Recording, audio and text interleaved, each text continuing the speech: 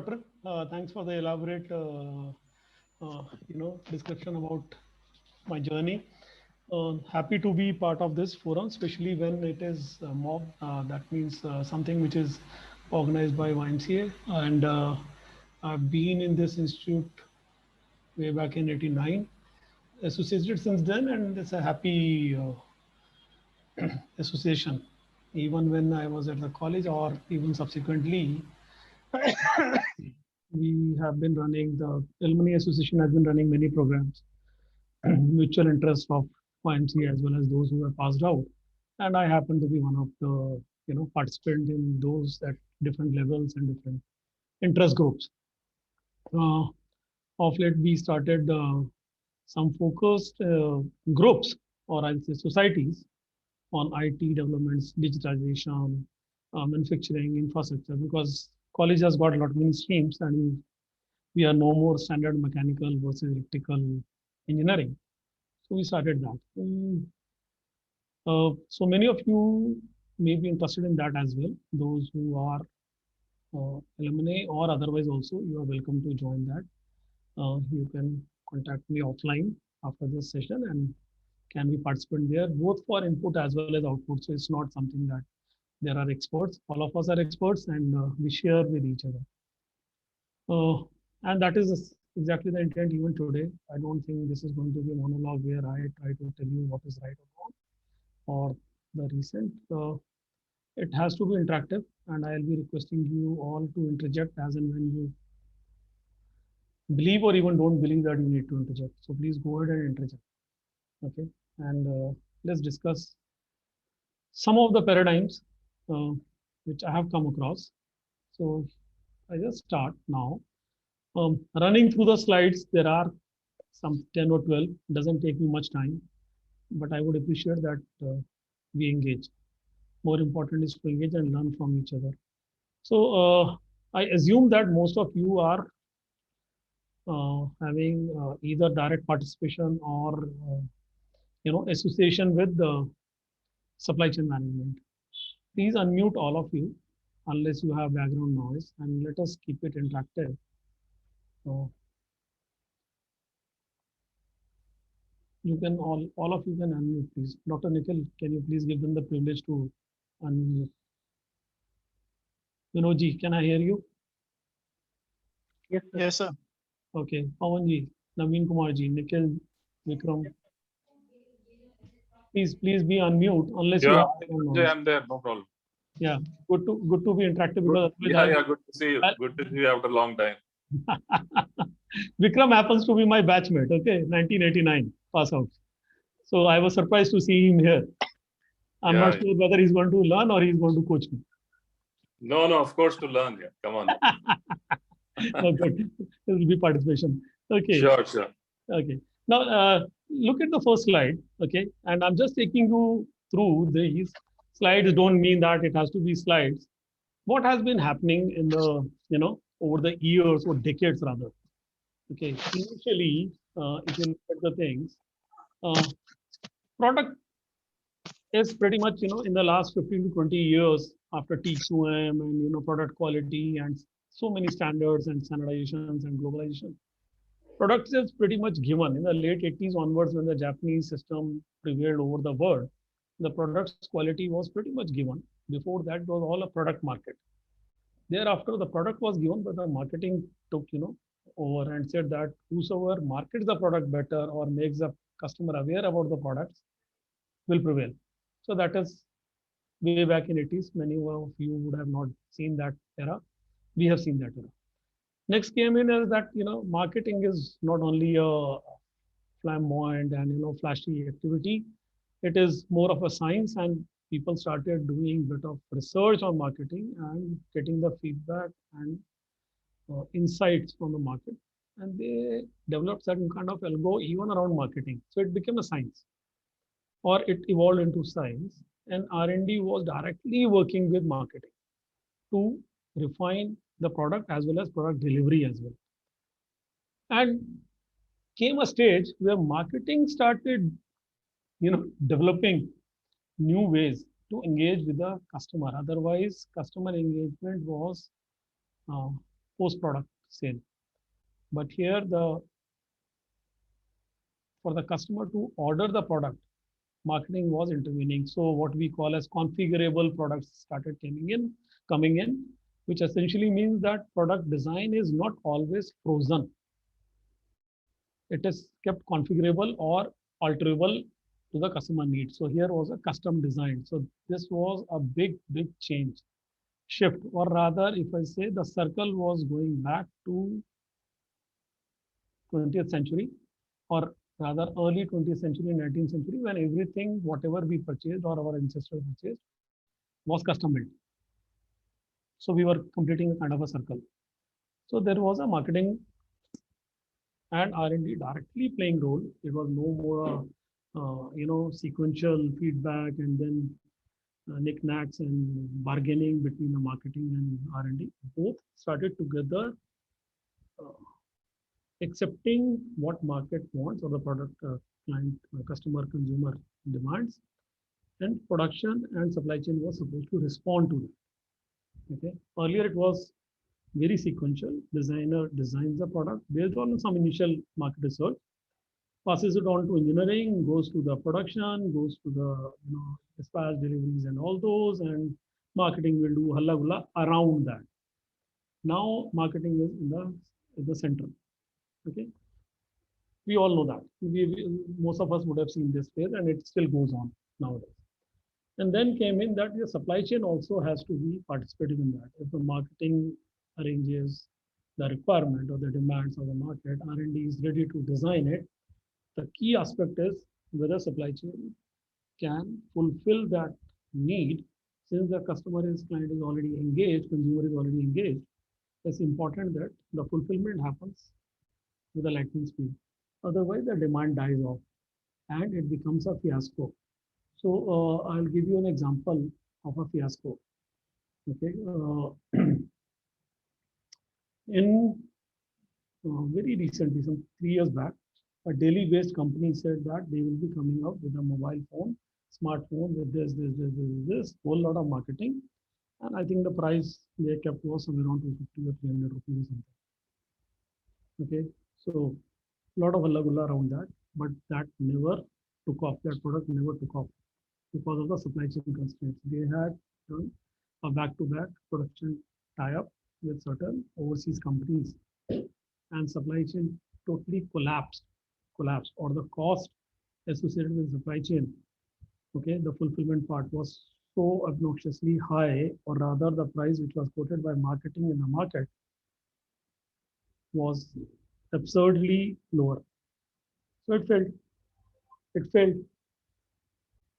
And the realization is that marketing plus R&D plus supply chain, all three will have to work in tandem. Look at the gap. Production is still not taken on board here. So while production happens to be the most important, or I'll say critical, but then production is still, missing from this scenario. What it means? It means that since the production quality, everything can be ramped up or ramped down or adjusted, it has become quite flexible or scalable. It is no more a critical factor. Critical factor, or I'll say bottlenecks, or maybe the critical aspects of the chain, the complete production, supply chain, and everything, is continues to be marketing, R&D, and supply chain. Okay, in this complete full-blown business model. So we are not talking marketing here. We are not talking R&D here. We are talking about supply chain. That means it continues to be super critical element of current paradigms. If you look at supply chain management, it has gone through its own evolution. It started with somewhere in MRP. Okay. Then came the MRP2 in the late 80s. You would have not seen that. ERPs, you still know that those are still hanging around. 1990s, that is when I jumped into IT. Then there was extended ERPs, which became Salesforce, CRMs, this, that, all bolt-ons and add-ons. Those are called extended ERPs. Those started coming in early 2000s, but India saw those in 2010 onwards pretty much. Okay, and then postmodern ERPs, which is now on the SaaS and different models of delivering or utilizing ERPs. Future people have been saying that it will be trusted SaaS network, but I think that has been hijacked. It has gone to the cloud-based SaaS. Agile is kind of done with it. We are okay, and there is a whole lot which is yet to come. And that's what one aspect of it, or one view of it, we are going to explore today. Okay, I want to take a pause and want to listen to some of you who all had experienced any of these, especially the 70s, 80s, and 90s. Anyone? Now you have 13 participants. You have to speak up, unmute yourself.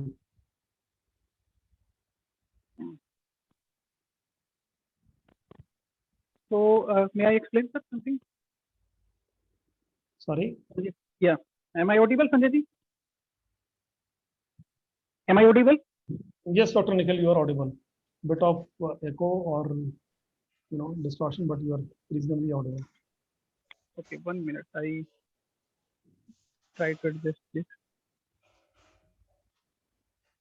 So, yeah, I think it will be better now, sir. Yeah, slightly better. Yes. I think the supply chain concept that was gaining popularity in 2000, and at present we have integrated electronic system, or we may say that we have integrated computer with this also. And I feel that the supply chain management will be better in future when we will be having some evolving technology like 3D printing. Now, with this 3D printing, we need not to make, we need not to hold so much inventory and for a very long time. If we know that one or two parts requirement will come after so long time, then what we can do, we can make them with 3D printing. So our inventory will be lesser, one thing. And secondly, I feel that sometimes, although in the company auditor always keep on saying that inventory is bad, as we will go through the lockdown period, after lockdown period, automobile companies were feeling very scarcity of inventory. They must have been, you must have heard in Japan that there was a very big loss because the inventory was very less. So inventory is also a necessary part of the supply chain management. And so these are some of the points which I was able to understand with this course and earlier also. So this is from my side. Thank you. Great. Thank you, doctor. Anyone else? Please share. Please unmute yourself. It'll become a boring monologue for me as well as you.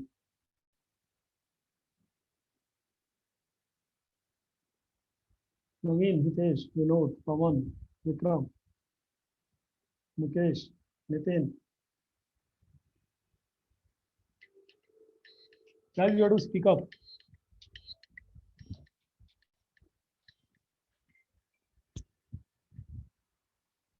No?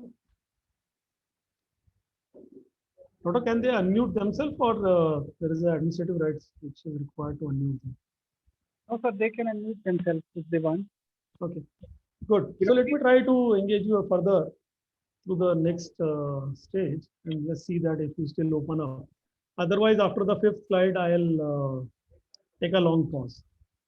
Okay, long pause means I'll go for a coffee break, and then you can decide to participate, and then I come back. Okay, now coming to inventory, doctor just talked about that inventory is very important.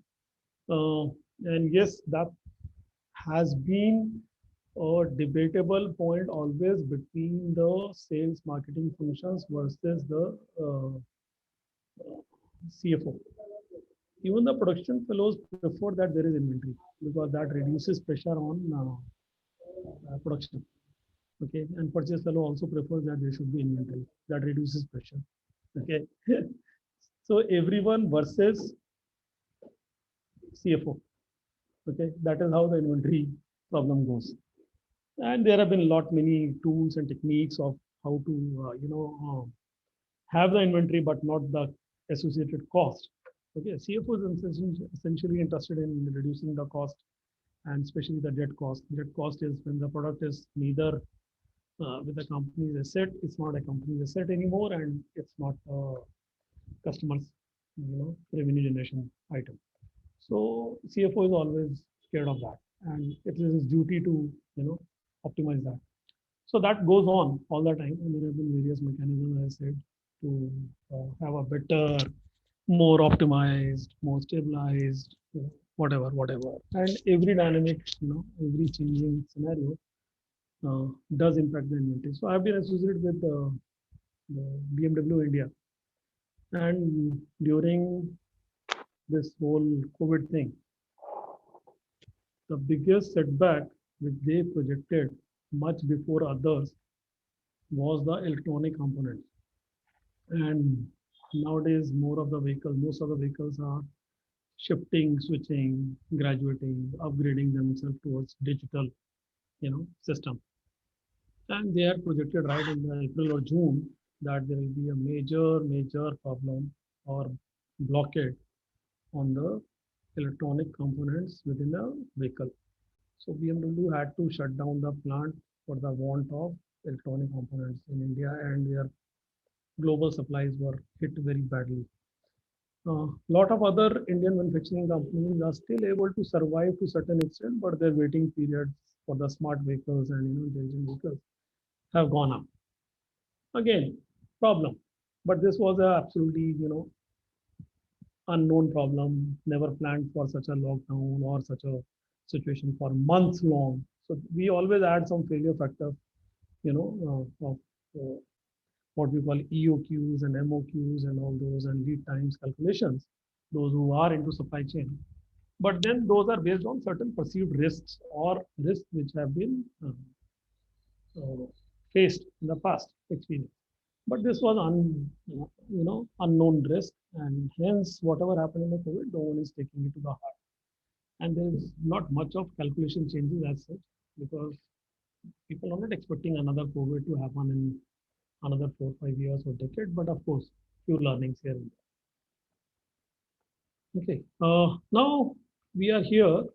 There are certain levers to enhance, your productivity overall.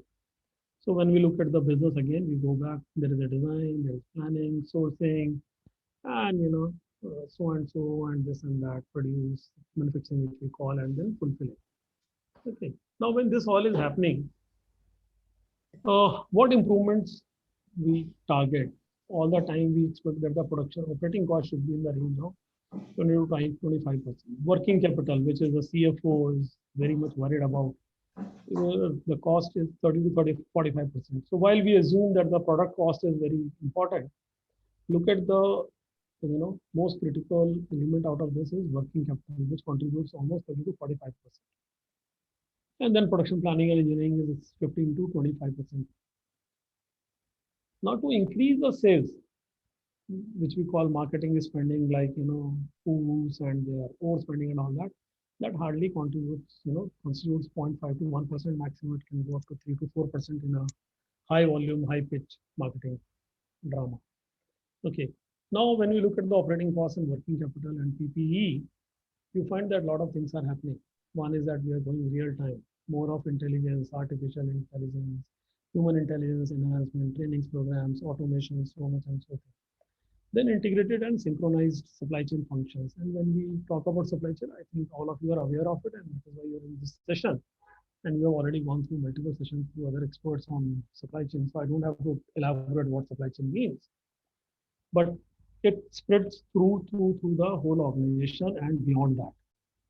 All other functions are pretty much limited or have got intensity predominantly into either internal or out external. But supply chain is a function which has its relevance, equal relevance, both internally in an organization or a manufacturing company or a trading company, as well as its external stakeholders, which includes suppliers and the customers, and even the dealer distribution network and servicing network and all that.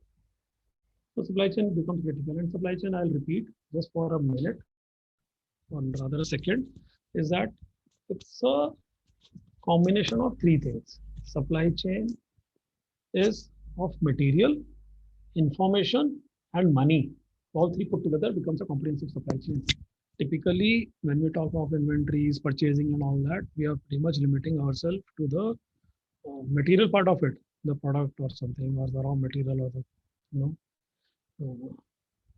constituent to the product, but that's not the case. Information is very critical. Earlier, the information manually, then came the MRPs, then came the ERPs. The MRPs were pretty much limited to 2 or 3 departments within the organization. ERPs were spreading across the organization. And then the CRMs and other P2Ps and contract management systems took the information flow beyond the organization, the manufacturing company or the company which we are planning to optimize for supply chain. So the spread has been increasing. Okay. And so much of automation we hear of, and then we believe that it causes job losses, but in the automation itself is creating jobs. So these are the 4 small, or I'll say so-called insignificant elements which have got huge potential to impact the improvements on the right side, which is operating costs, working capital, and production planning, engineering, sales increase, and headcounts. Headcounts also, we know that HR, a lot of things are happening. We'll not discuss it now. Okay. I move to the next one. Here is a projection which was made way back in 2000, almost 17 or something. Gartner was saying that the supply chain is at the core of new value proposition. Fulfillment to the customer's need is becoming the differentiator. It is no more a support function. And at that time, they had projected by the end of 2020, which became irrelevant because at the start of 2020, we had a different ballgame. But it said that their supply chain will be a differentiator, and that will be the key lever for organizations to grow or have a larger customer base, satisfied customer base. So this focus on supply chains had been there all along, but now it has taken over all other functions. And I'm not saying this because I'm a supply chain person, but otherwise also. So what was old system? Old system was very simple. You had a contract or an order, then there was a, there are a lot of preparation which was required, requisition, this, that, purchase order amendments, negotiations, bidding, this and that, and then contracting, actually negotiating, and legal formalities and other things. And then the post-contract phasing, which is expediting, follow-ups, amendments, quality checks, payments, inspections, what all and what not. So the demarcations were very clear, sourcing management, order management, positions were very clear. Very old school, very simple, linear, and everyone knew their compartments and they were doing their jobs. So you could find in a purchase department pretty much these many compartments, okay, or a purchase manager or a negotiation manager would know that what is he supposed to do today. But then the game changed. People have started shifting from purchasing to contracting. Now I would like to ask you all, can anyone share that why someone would shift from purchasing to contracting? Typical purchase order, instead of typical purchase order, they are switching over slowly towards contracts. Why would they do it? Mukesh, Naveen, Pawan, Nitin, Udit, Sunny, anyone? Yeah. I think, sir, with the contract, that problem of managing will go to other side. If we give contract to somebody, then it is his headache that he have to manage all the things. Earlier, we have to manage these things by ourselves. I think so that it is like this. That we want to minimize our work or our inventory or work. We want that it should be going to the other, कि जो गेंद है वो दूसरे के पाले में डाल दी हमने, अब ये वो उसको मैनेज करे कॉन्ट्रैक्ट के द्वारा. जैसे मान लीजिए मारुति है, that is acquiring some spare parts from some company. So what it will be doing, it will be requiring the parts on just in time. and all inventory will be managed by those other people from procuring the material, and the headache and the labor, all these costs will be saved. Total. Okay, guys, I'm at the 6th slide. So either you are talking to me or I'll have to pause. So this is your last chance. Nah, I'm giving you a lead time of 1 minute now. So we will wait. I will wait for you all to open up, unmute your mics, and speak up at least 2 lines on this. Then only I will move forward. Otherwise, I'm enjoying my mobile. Vinodji, are you listening me? Sir. Yeah. Please say something on this slide. Actually, sir, I am from marketing side, so less idea about this. Vinodji is also our alumni. I don't know his that, but he is our alumni. Vinodji, which year? From which year pass out? From which year? 94. 94. Okay, good. Very good. So from marketing perspective, what do you see supply chain?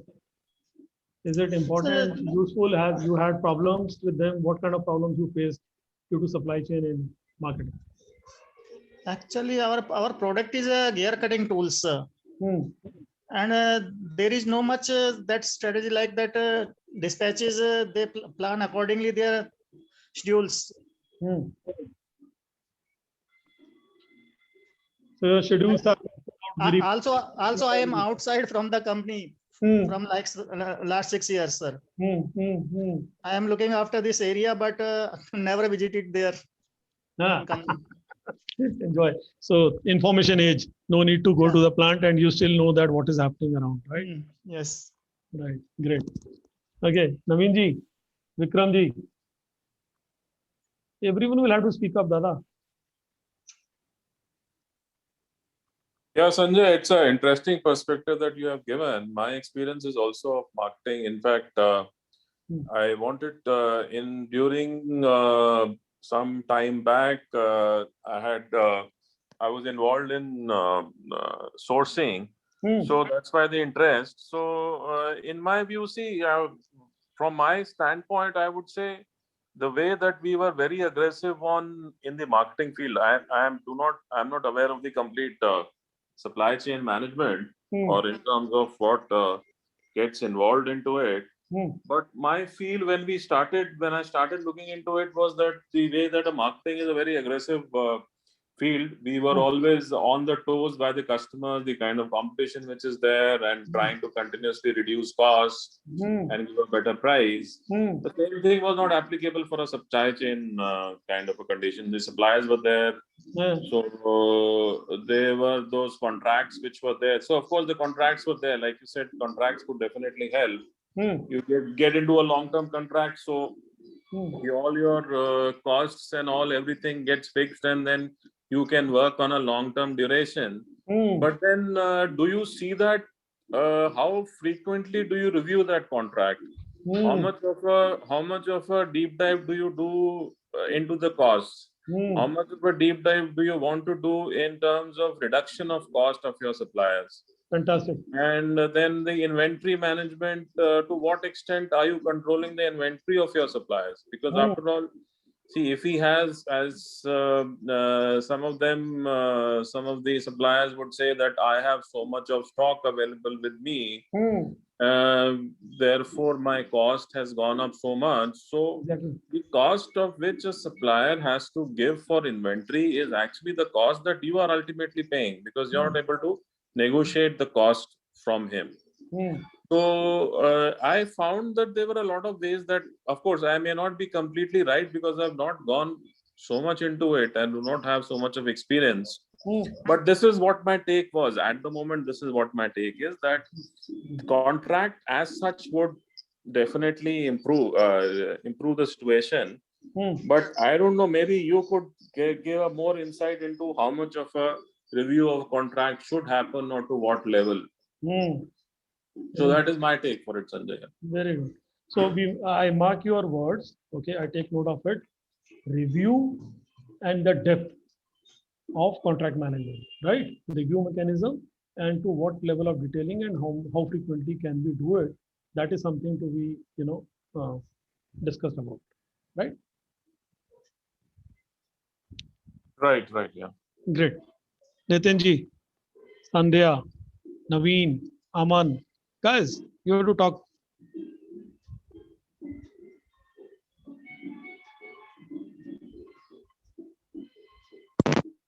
Oh, Hello, yes. yeah. Am I audible? I am Mukesh Arora, 94 batch. Hi, Mukeshji. Yes, you are audible. Yeah, I have sir, one point to make. See, for the in the contracts management part, the most important aspect is the legal aspects of the contracts. Fantastic. So normally in all the companies, the contracts are being these are being reviewed by the legal cell of the company, and then only it has been shared with the suppliers for the signing thing. Right. So a contract is made, drafted, and then it goes for legal reviews for a few months to weeks, God knows. And there is a lot of changes, alterations, which the legal team of the supplier or the vendor or the contracting company will also review, come back, and there will be some 15, 20 versions. Agree? Yeah, that is a very important part of this process. So everyone keeps waiting कि किसी दिन तो contract आएगा, legal से बाहर, legal से बाहर आएगा. You're right. Okay, good. I agree with you. हाँ जी, नवीन जी, Vinod ji.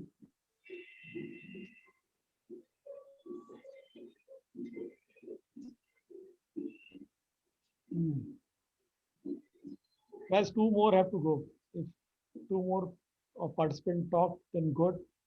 Otherwise, I'll take an offline session with Vikramji and those who spoke already. Nitin, you want to help others? Aman, Naveen, Sandhya.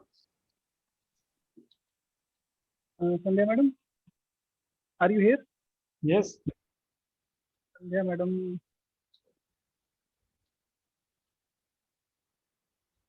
कुछ opinions हैं, कोई share करना चाहेगा कुछ अपनी तक की अपनी सप्लाई चेन से रिलेटेड इश्यूज और प्रॉब्लम जिसको कि हम आगे सॉल्व करें या सॉल्व करने की सोचें? I think sir these are students from BTech, so yeah, in fact that is why they are not able to share something. Okay, so let's go over to this. Let me see more people open up. We are talking of here today one of the important aspects, important tool which is called contract in overall supply chain. We all know purchasing, purchase orders and all that. But here I'm talking of contract, which is supposedly the most complex and tedious process. So most other companies will go for one-off purchase orders or a long duration purchase orders instead of going for a contract. As Vikram was saying, that contract is difficult, and then Mukesh also said that making a contract itself is a tedious process. Forget about the details and reviews post contract, right? As Vikram said. So both the challenges while making a contract and then abiding by the contract, right? Why it is so complex? Look at this cycle.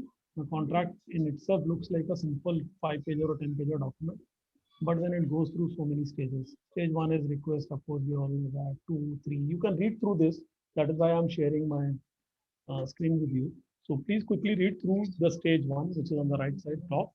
Okay, and just scroll through, quickly read through so that we talk subsequently about not all of these, but something good to understand contract management as an overview, so that whatever we speak further, discuss further, shall make some sense to you. Yeah.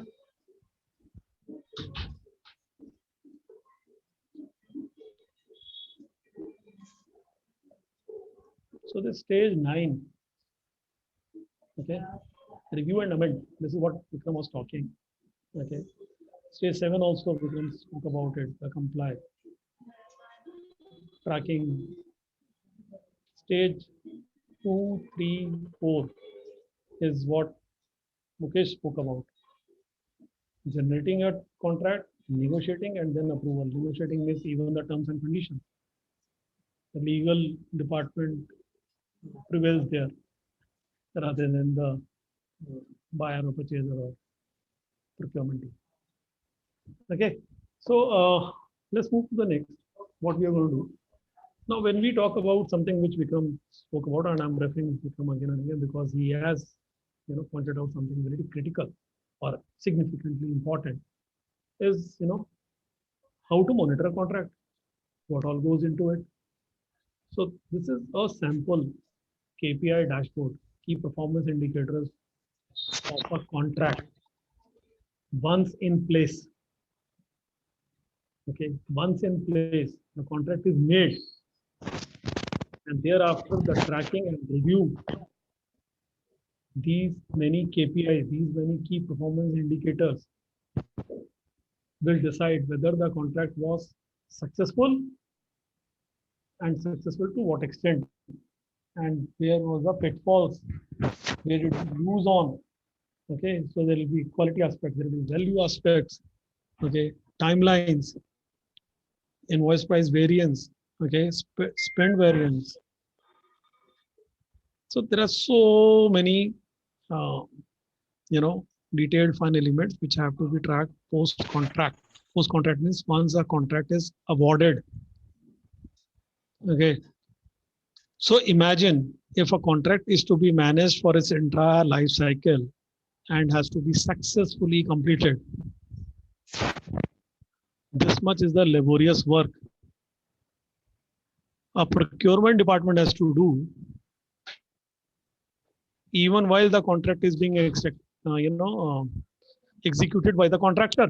So while we believe that once contract given, contractor will do all the job and will be relieved.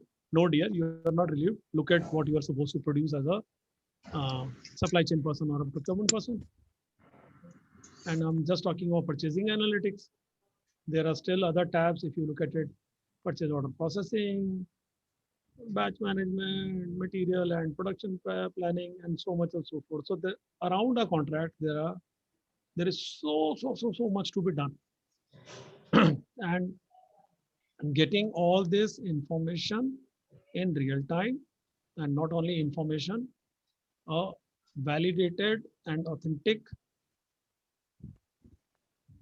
relevant information to make a contract successful is a tedious job. So how we can, sorry, you want to say something? I'm having a question here. Yes. We were having a contract in January 2020 during the COVID time, because nobody was able to produce. So how these kinds of situations, which are very unpredictable, how these will be in the contract? Because in that case, the one party may say that I was having contract with you, so you have thing, but the second party will say that the situation was unpredicted and that lockdown was imposed on by the government, and I'm not going to make anything in that time. So what I have to do, what I can do. So how these kind of situations are being built in contract? So, and that is why you raise a valid point. Even with the standard purchase orders under standard conditions, buyer versus contractor always debate about the terms and conditions and clauses. Imagine a contract which will be essentially 20, 30, 50 or 100 or 200, I don't know, 500 pages document, and whole lot of involvement of legal terms and conditions put into that. It is always debatable. It is worse than Constitution of India when it comes to details and complexity. So I'm not saying it is bad, Constitution of India, but imagine the reams of paper and various clauses and sub clauses and interlinkages of those. So once a contract is made, it is a regular debate point between the procurement person and the contractor. It is, and it's a mess. It's a big mess. Those who have been releasing contracts and working on contract basis, contractually, all know that it is a mess. When it came down to this pandemic, specific to your question, okay, this complexity got multiplied for sure. And I'll give you a very uh, publicly available example, to an extent that the finance minister of India also had to invoke a clause called Act of God, right? You would have heard of it, that when it came to contractual obligation of central government to pay the GST portion of states to the states, it was deferred and delayed.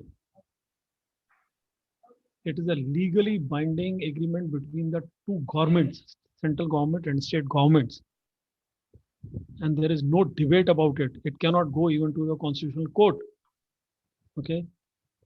At that time, Finance Ministry of India invoked a clause called Act of God.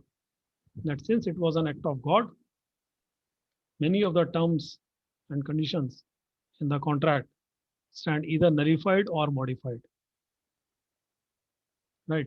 So defining a contract is really an important and significant aspect, because if I don't define my contract with some unforeseen, and most of the contract would have unforeseen circumstances, situations, earthquake, tsunami, natural calamities, force majeures, these terminologies you will find in all contracts.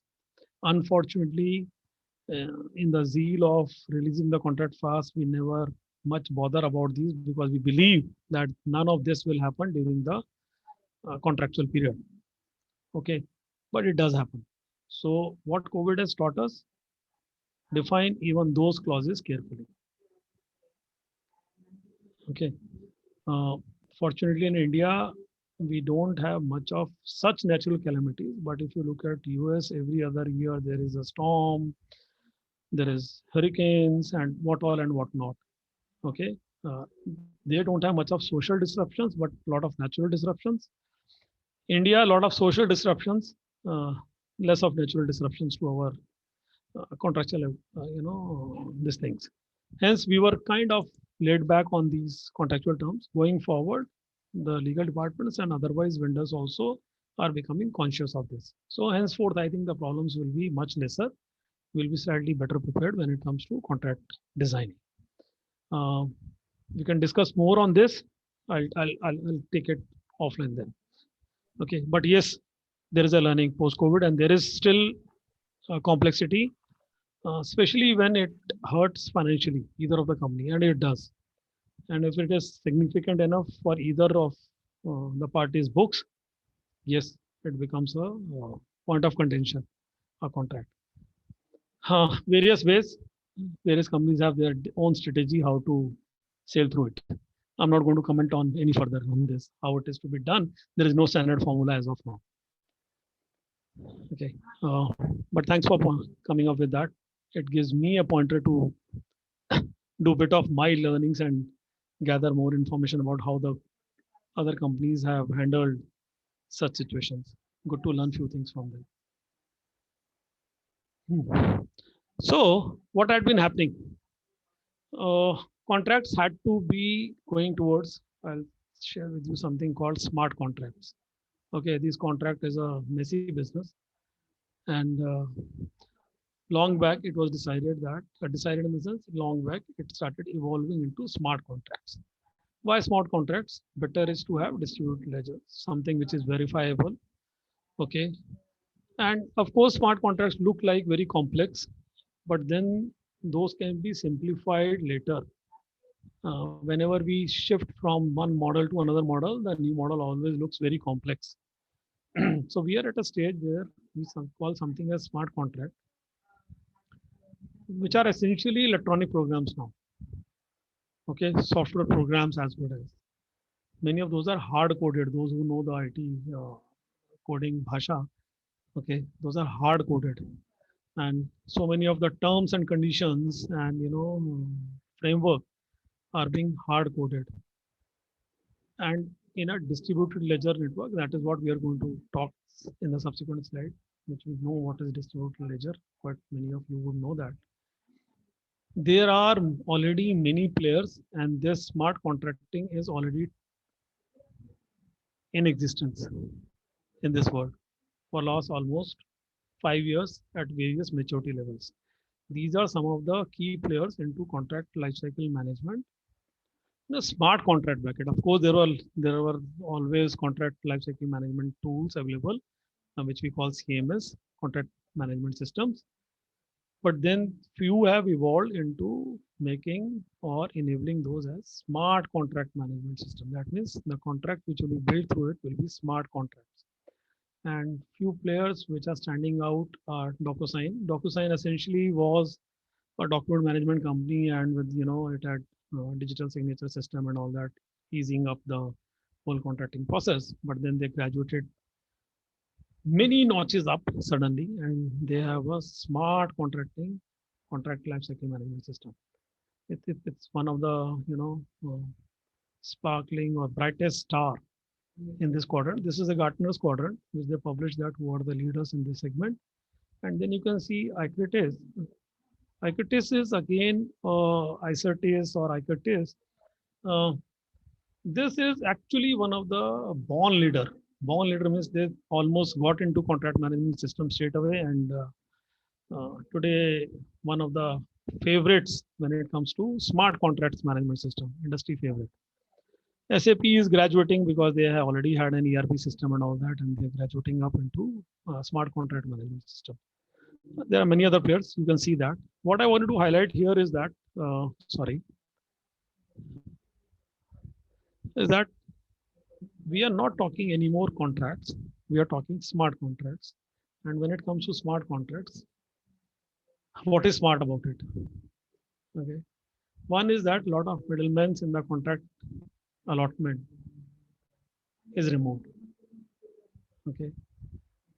Law is coded. If you look at this right side of the screen, this yellow color, again, quadrants. Okay. Code is law. That means law has been coded. Whatever we are talking of legal terms and all that, for contract management or a contract definition, those have been coded already. There are backups which have been taken occasionally, so hence the contract and the information is not obsolete or it's not dying off, or अभी कभी बोलते हैं ना सरकारी office के अंदर file जल गई सब कुछ खो गया, right? So it's not a digital backup, but it is a stage-wise backup that whatever has been happening has been tracked, and we can always go back to certain versions of the past. Manual errors, of course, as we know, any smart system would have least of manual intervention. This is not a rocket science, but still to be mentioned. The very important is trustless execution.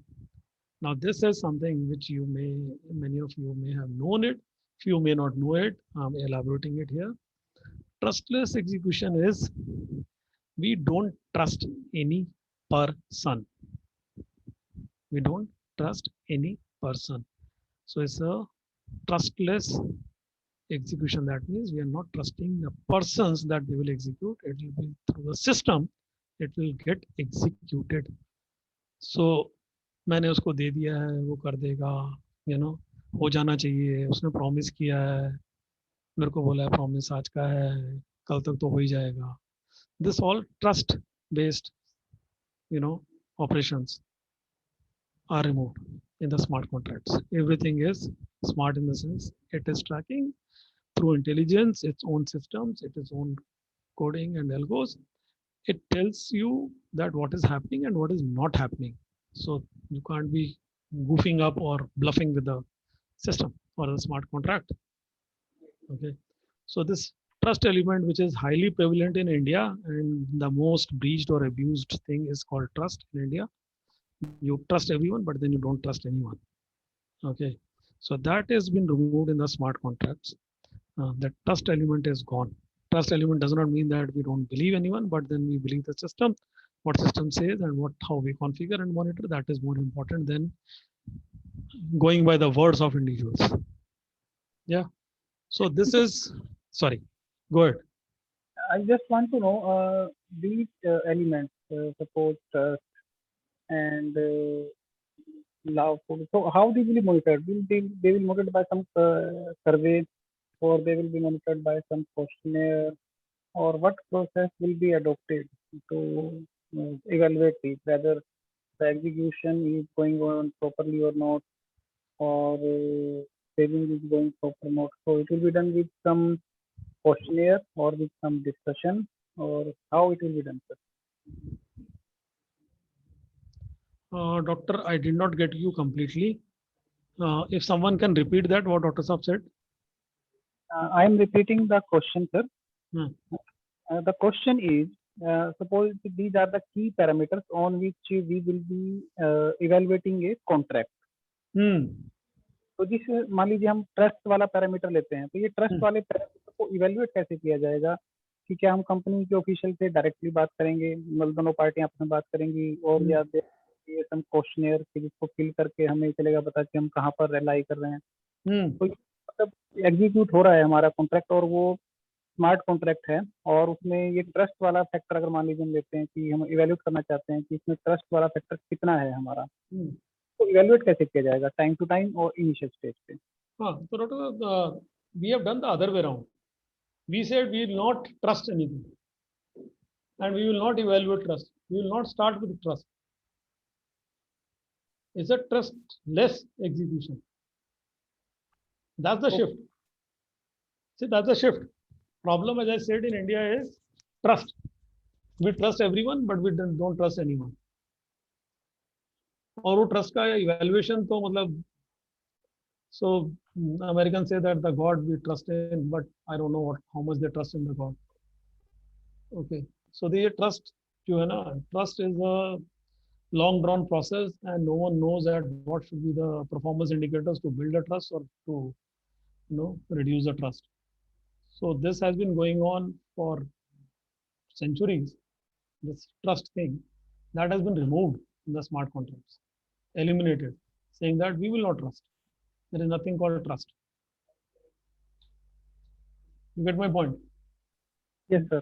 Should you trust a contractor or not? In the smart contracts, no, because you may trust, your boss does not trust. Your boss trusts, but the CFO does not trust. CFO trusts, but the ground execution quality team does not trust. So who trusts the contractor? No one. So let us accept that. No one will. There will be no talks about trust. This word will not be quoted anywhere. This will not be used,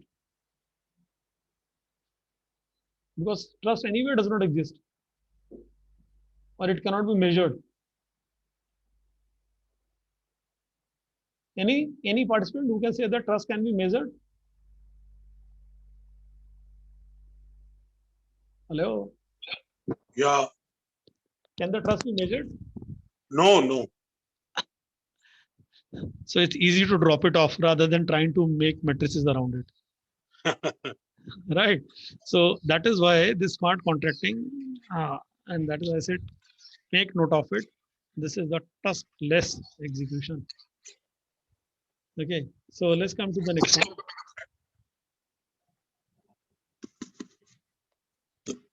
Okay. How we can be trustless, complex, elaborate, detailed, KPI driven, and still fast, speedy. Okay. Yes. This is a new technology, relevant, relatively. Many of you have heard of it. Rather, most of you have heard of it in the context of Bitcoins and Ethernet coins and all those things. Okay. It's a fortunate or unfortunate state of affairs that in India, Bitcoin came or became popular before the blockchain could be understood. Okay.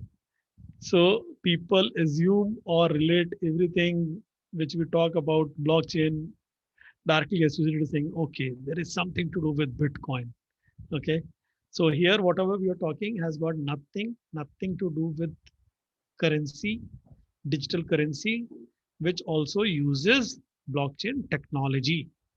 So we are talking about blockchain in a scenario of supply chain management. Okay, not the currency or payment system.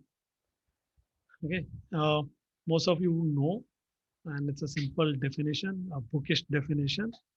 Blockchain is a data structure for all your transactional records, secure, transparent, decentralized, and something which is not controlled by a single authority. See, when we even talk of digital currencies, cryptocurrencies, which we call, why we are gung ho or happy about it? Because no government or institution is controlling it. Like in Indian rupees, pretty much managed by RBI of India. So is the central bank or federal bank of US is controlling US dollar, and they can always tweak the dollar parity across the world. Okay, they buy some dollars, they create some bonds, they create some liens, and manage it. Cryptocurrency, no one can do it because it is blockchain based. So no one has a direct and authoritative control. That is the beauty of blockchain. And hence, here also we are going to use blockchain, since we don't want any one person or one department to be the sole custodian or the master of the contract. Neither the legal or the procurement, nor the supplier, nor the contractor, neither the quality person or the accounts team. No one. No one is a single authority. Right? And that is why we bring in blockchain into smart contracting. Now, let's quickly understand very fast what is being done. We are coding the conditions in the smart contract. That means we are coding it. We are not typing it. This response to the earlier pointer saying that how to ensure that the legal terms are there and done fast. So those are coded. Coding the conditions in a smart contract. Deploying the contract on the blockchain. That means now it is on the distributed network. Distributed means each person can flow in and do his or her own part, and it's a live build up. It is not to and fro. It's not sequential. It is live, a document contract being built together on the go. On the go. So it does not require, 4 days review at the manager's level, then going over to the vice president, then being forwarded to the legal team, then being shared a copy, draft copy with the contractor. He has his opinion, then his legal team has opinion, then purchase about. The exact zigzag. This whole mess is gone.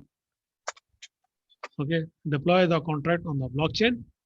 Everyone contributes right there based on the terms and conditions which had been already some legal terms which have been coded, can be changed. Okay, and then also along with it, we are also arranging the financials around it, because once the contract is being built, the finance department and the account department also has a role to play, that what kind of a capex or opex will be required at what stages, and when all will be the disbursements, what will be the terms and conditions, who will be verifying those. So a contract has got a whole lot of compliance, okay, including the financial compliance and that statutory and taxation. So that all is getting built in one go.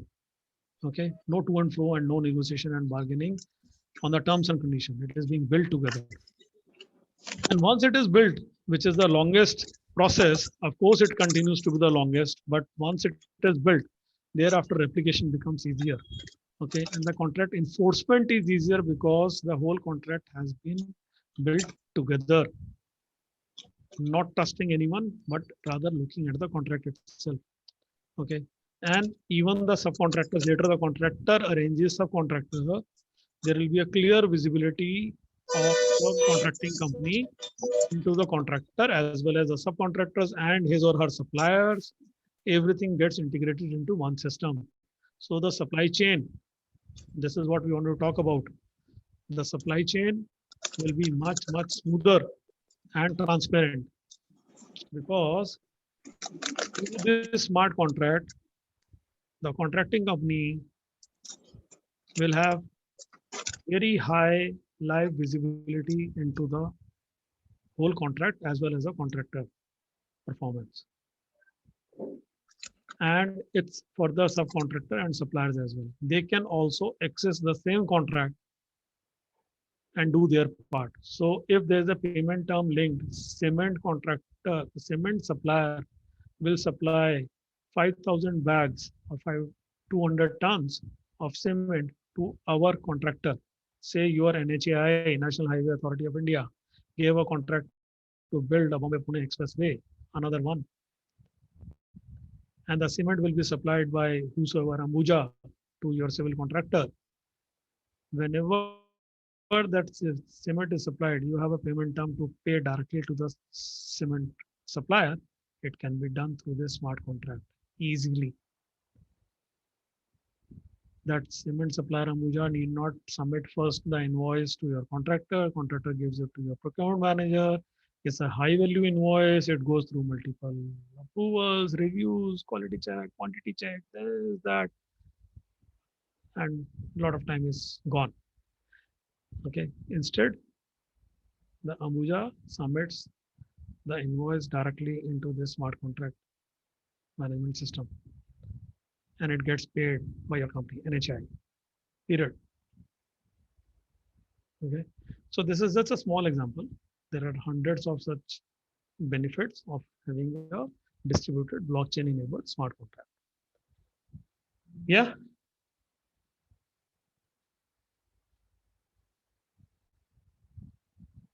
Anyone finding it interesting?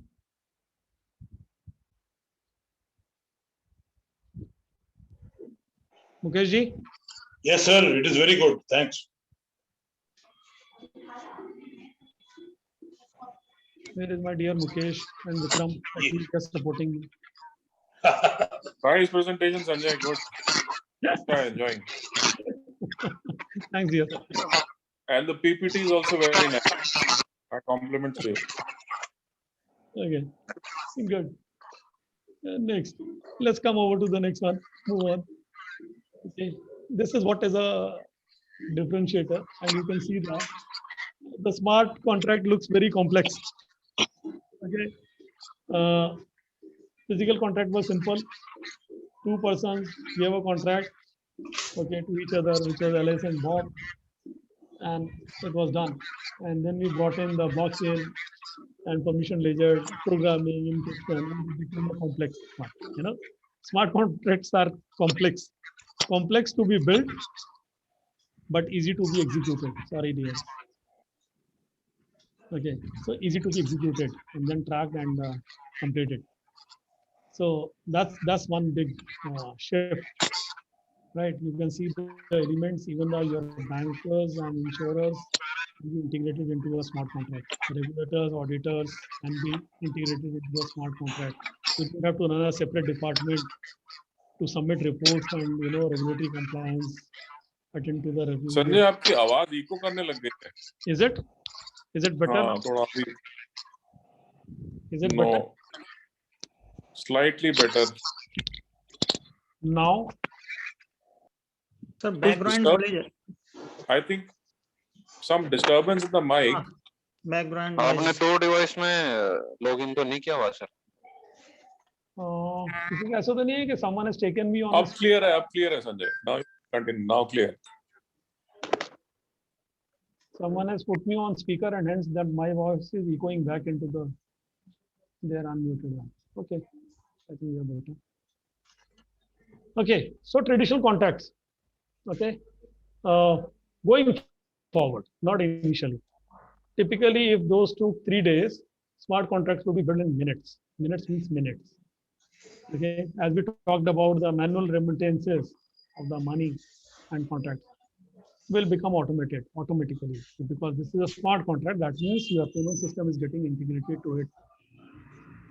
Escrows were necessary because in any contract there is some kind of a guarantee, warranty, and all those things have to be kept, and the payments are to be kept in escrow account as a guarantee.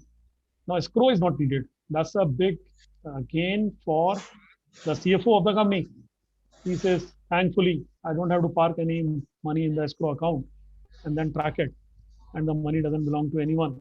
Okay, once it is in escrow, it cannot be in the books of the contracting company or the contracted company. Okay, so that was a problem. Financial. So escrow is gone.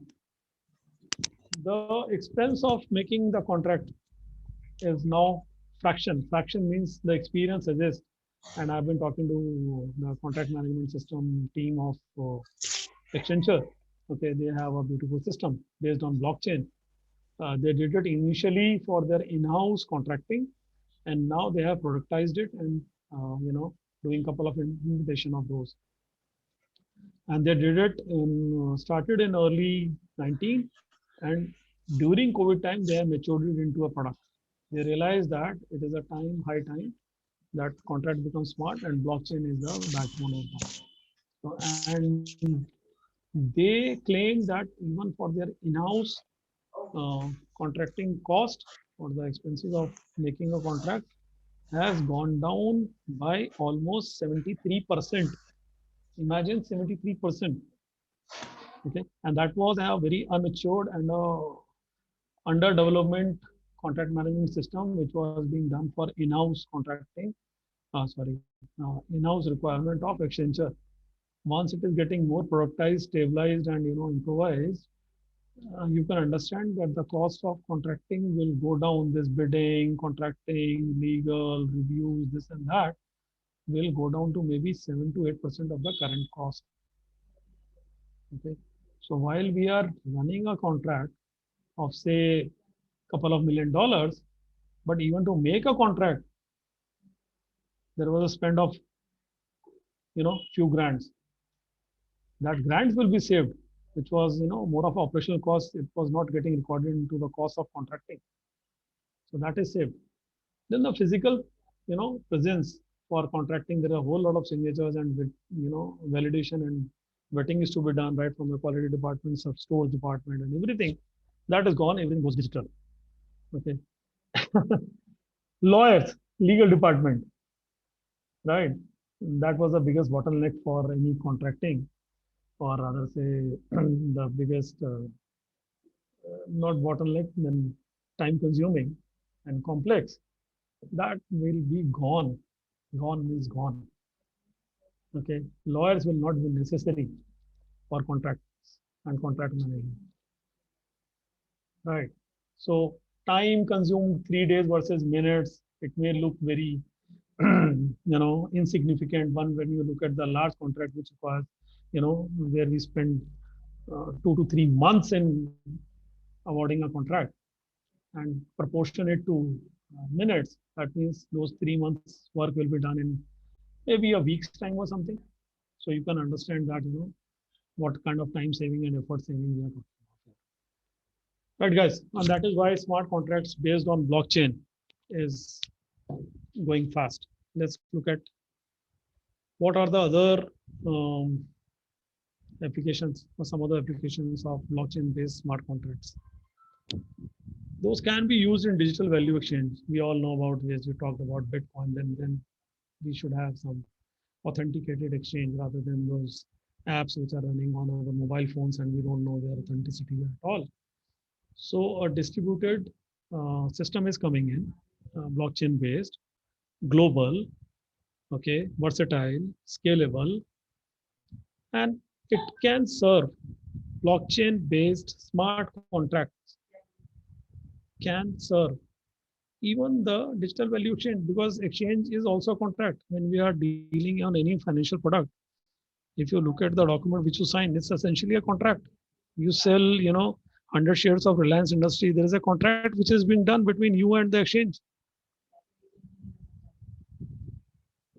right? Stock exchange. So there is a contract going on, and imagine those blockchain enabled contracts.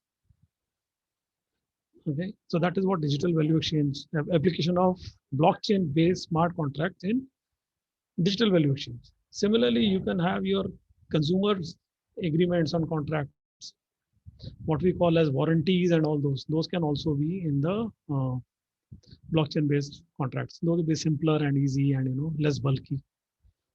Basic smart contracts, even the landlords lease agreements, rental agreements, tenants, and all those also will be shifting to blockchain based contracts. Now, of course, we all know multi-party smart contract. Multi-party means there are more than 2 or 3 parties. So when we are here is an example of seller lends buyer funds to buy a house. It is essentially home finance. Okay, it's very simple. We know that the bulk of documents and the agreements which we are ought to sign and never referred back, and banks invoke those, financial institution invoke those, but we never know when we should be invoking it. So someone has to educate us that when during the COVID there was a provision in your all housing loan agreements that you could have invoked the force majeure clause, but none of us individuals invoked it. You know that none of us invoked it because we never accessed it, the contract which we signed it. There were 2 copies of it. One we have parked it in our bank lockers, and the second one is with the bank. We never looked at the contract, but if we had a digitally accessible contract clauses, we could have invoked the clause which is there in it, which says that act of God or force majeure conditions, EMIs can be deferred or cancelled. None of us have used it. Okay. So was your credit card payments. There is a contract and it does give you provision to defer or delay without any charges. Okay, so certain clauses are there which we are unaware of it because we never bother to look at it or we don't have accessibility to the contracts. Does not mean that you can now keep a copy, still you will not be able to invoke the right clause because it's a 50 to 100 pages of contract. If it would have been a smart contract made on blockchain, you had a quick and relevant access to the relevant things in that contract. And you could have invoked it right from the portal saying that, okay, this is a clause which I'm invoking. You don't have to put an application to your bank, ICICI or HDFC home loan saying that please refer my loan application number, so and so, clause number, so and so. Here is an act of God which Parliament has said, and hence I am invoking. No applications and wait for their response. It would have been invoked right then and there, and the bank would not have refused it because explicitly it is mentioned. How many of you know that? I, sir, really don't know this. I only came to know just now. Yeah, no one is aware, sir. Good, fantastic. Do you know that all your international credit cards have got a contract and it has got a obligation from the bank to pay you in case of any accidental death, especially on the international travel? If you had swiped the card once, just once, you used it for that travel, during the travel. So we all signed such contracts in our life. Never used any of the clauses for our benefit. We have always been the sufferers of such contracts, but we never were the gainers of such contracts. But look at the US. The public there is pretty much aware. They don't have blockchain-based smart contract, but still they are relevantly more aware. And they do invoke few clauses from their contracts. They are signed with the mortgage company or this or that or car leasing company or even the insurer. Everyone. Here we have run into contracts, hundreds of contracts each of us have signed till date. Live contracts, those are still live. All your credit cards, all your banks, okay, all your insurances, everything has got a contract behind it. Any one of you have access to those? No, sir. Thank you. Answer was known. Distributed autonomous business units, right? Now with the global, this pandemic happening, the work has got distributed, right? The locations have changed. It's no more, in-house or under one shed kind of operations. And stakeholders have become many. If you look at something called Ola, Uber, Amazon, look at how many entities, type of entities are engaging into one transaction. So there will be a seller, there will be a buyer, there will be an insurer on top of it. There is a payment gateway and there are 15 options of payment, how you can make the payment. So imagine 15 contracts getting, every time you tick mark saying accept terms and conditions, I accept terms and conditions, 15 contracts are getting generated right away. The minute you decide whether you want to pay through net banking, COD or this thing, another contract is getting generated at Amazon. You know that. When you say COD, I want to take the payment option as COD. You know that there is an immediate contract generated between Amazon and its insurance company, Amazon's insurance company, because the material is being delivered with the risk of not getting paid or getting lost in between or damaged. But if you have made the payment and then you are purchasing the product, the risk liability of financial compliance gets reduced.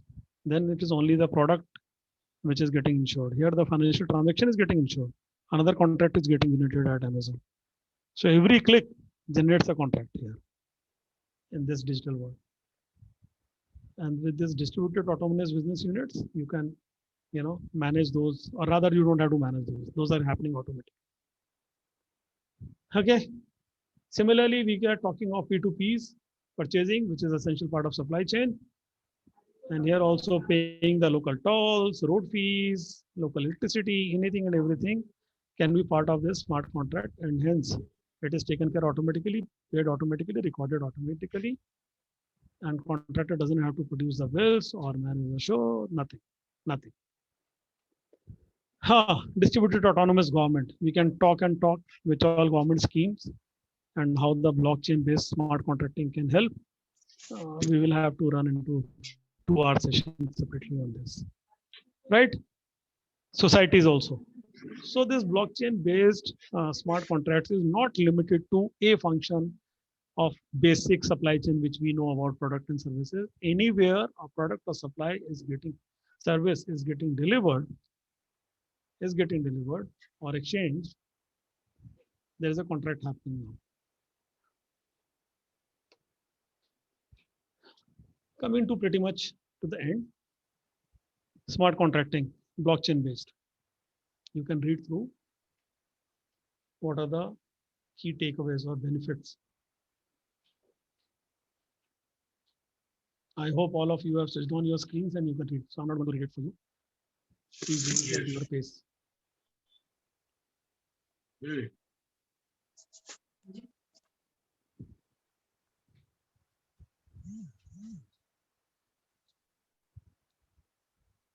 good.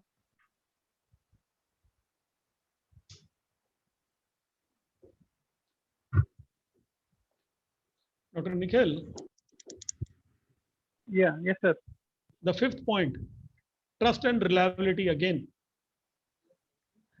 Yeah, yes, Bypass sir. the traditional principal agent dilemmas of organization, thus providing an operating system for what some refer to as trustless trust. We don't trust, and that is our trust. But sir, one thing is here. Suppose I go for a contract. Firstly, what I will be looking for that whether I can trust that organization or not. Suppose I am going to purchase. So I'm going to purchase a car. So what I will go for Ford or some similar companies because I am having that these are standard companies and I am having trust in them. Without trust, I will not proceed. So again, if we are having trustless contract in that case, because I think contract can be molded at any time, or there may be 2 or 3 meanings of the single statement can be taken at any time. So how with these things if we are not having any trust in the organization to which we are giving the contract or to which we are dealing with? Yeah. So see, important is that I think any purchaser would know that when we talk about awarding a contract, right, or getting into a contract, what we do is that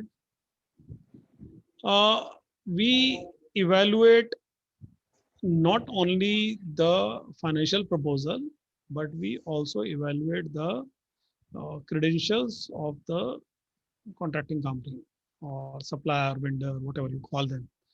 Okay, service provider. So each commercial agreement is preceded by 3 evaluations, minimum 3 kinds of evaluations. One is the credibility and capability. Second is the technical, which is whether the product and services which you are talking about or which we demand they are capable of providing that or supplying that or servicing that. Okay. So first is company financials, credibility. Okay, includes their past performance, their current customers, their feedback, and all those things. Second section is product or services which we want and whether they fit into this requirement. Third is, of course, the financial, the commercial side of it. So any bid, if you look at any tender or something, those who have been tendering or bidding to the tender would agree with me. These are the three distinct sections in a bid: company credibility, reliability, performance. Second, product compatibility, product services required compatibility, whether they can do it. And the third is commercial. And typically, it starts from the first. Okay, when the bids are evaluated, the evaluation team will first review and assess, and there is a weightage associated to all three sections. Recently, I had bid for a mega project. You won't believe the technical capability, the company's credibility had a weightage of 30%. 50% weightage was on the product services fitment, and only 20% was to the commercial. While we always believe that the contract or purchase order has to be awarded to the lowest bidder or the best bid and the least price and all that, no, not always. If for a project the credibility and longevity is most important, the weightage is given accordingly.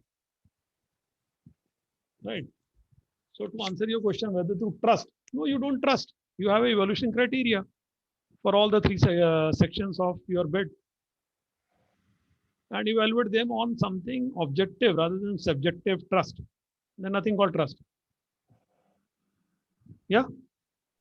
Yes, sir. It is very much clear to me now, because from some time we were observing that the things which are telling कि भाई जब भी हम bid करते हैं, आप जो बता रहे हैं same हो रहा है, उसमें ये देखते हैं, मतलब पहले नहीं चेक करते थे, अब ये प्रोसीजर आ गया गवर्नमेंट में भी कि आप चेक करिए कि उन्होंने पहले सिमिलर मटेरियल सप्लाई किया है कि नहीं किया है, सप्लाई कितने ऑर्गेनाइजेशन को सप्लाई किया है, और उनको डिटेल भी अब बिड में लेते हैं कि भाई बिड के साथ वो डिटेल लगानी है आपने कि कितनी ऑर्गेनाइजेशन को आपने मटेरियल सप्लाई किया है और कहाँ मतलब जो भी उसका डिटेल मांगते हैं. So now I'm to understand why they are following this procedure. एक और इम्पोर्टेंट एस्पेक्ट है कॉन्ट्रैक्ट का और परचेजिंग का. हमारा थोड़ा सा Indian style versus developed countries में थोड़ा सा एक गैप हमारा हमेशा रहता है, और डिफरेंशिएटर तो नहीं बोलूँगा, it's not a good thing, so I will not say it's a great differentiator. Okay, our problem is that whenever we try to purchase something, we first ask about the price. Okay, and then we start asking about the product, and later we start talking about the credibility of it. We go absolutely in the reverse order. Whereas in any large contracts or sensible contracting, you will find the sequence is straight. We are doing a reverse. There is a straight sequence. First, the performance, past performance, credibility document will be opened. It will be evaluated. Only if a company qualifies into that is his next envelope is opened. The next envelope is product service fitment, whether those are relevant and making sense between the two parties. And those who qualify both on both, then their financial bid is opened. The next envelope is opened. Till then, the financial bid is not opened at all. Not opened at all. It goes into the sequence. Unfortunately, in India, we first ask about the price. We try to do the reverse. But not in all the companies. I'm not saying it happens all the time. But still, it is a culture, or I'll say a prevalent trend. Of course, it is changing. When it is large contracts, the companies know that what is a contracting process and bid opening process. So you will find that there is a qualifier bid. Qualifier you have achieved, then only your financial bid is relevant. Otherwise, you may be ready to sell it for 5 rupees, something which is for 500. But then, you're an idiot. Why would you sell a 500 rupees item for 5 rupees? That means you certainly don't know what is the product required and what is the services required.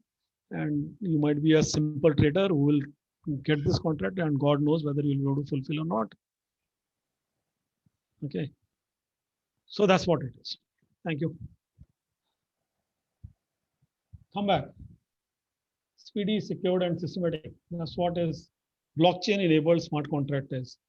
Okay. I'm coming to the end of my session.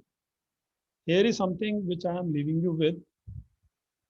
Okay. This is something you should be now taking forward, because this is not the comprehensive most session which starts and ends and concludes. I'm not concluding anything. I'm giving you some food for thought. One is that, please, if you are into supply chain management, read through and do a bit more of research for yourself, that why there is a shift happening from purchase order to contract, which I asked you in between. Second is that you should be looking at the global procurement through contract, why contracts are more acceptable globally, and how contracts can enable global procurement rather than very focused and concentrated or limited geographically procurement, which we are doing to a certain extent in India even now. It's a global economy now, and we should be prepared for global procurement. And for global procurement, contract is the right word, purchase order is not the right word. Okay, it's not a right mechanism or welcome mechanism. Contract is a welcome mechanism. Okay, and what is the difference between purchase and purchase order contract? One should be reading through that first or understanding that first. Next is that real-time monitoring and revision of contract, which Vikram did mention. Okay, now this is critical for those who are into actual supply chain management function. They must understand that what is a real-time monitoring and contracts revisions. Read through it. Then dashboards. I have shown you one, but you could see that there were some 50 elements in that. Not 50 all you can grasp and understand, but at least for a contract management, good to understand that, which are the key performance indicators for contract success and what a dashboard would look like. If you know what a dashboard looks like, you will start appreciating that what a contract management mess is. Okay. Next one is very interesting. There are a lot of startups which are happening in contract management system, and that also through blockchain. As I said, it's a very recent trend. Few of you may be interested to explore that. Okay, and those who have entrepreneurship bug, okay, they must look at it. There is a lot of white space available. There are a lot of opportunities which have been talked about, but those which are talked about are talked about. There are people who are moving ahead. As I said, that Accenture, okay, during COVID time, have come up with blockchain-based smart contract management system. Okay, so they took the opportunity, out of the blues which we were facing, to come up with something new. There was a white space. Okay, so those who think of supply chain technology like blockchain, okay, those can be combined into some startups. So this is something which you can look at. This should be your key takeaway. Otherwise, the slides which I talked about were concepts for you and some basic learning. But here onwards, you can build upon those. Yes.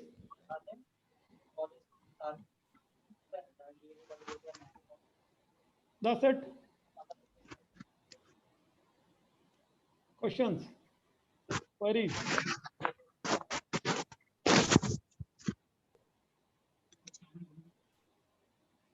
Anyone? Okay, is there any question from participant side?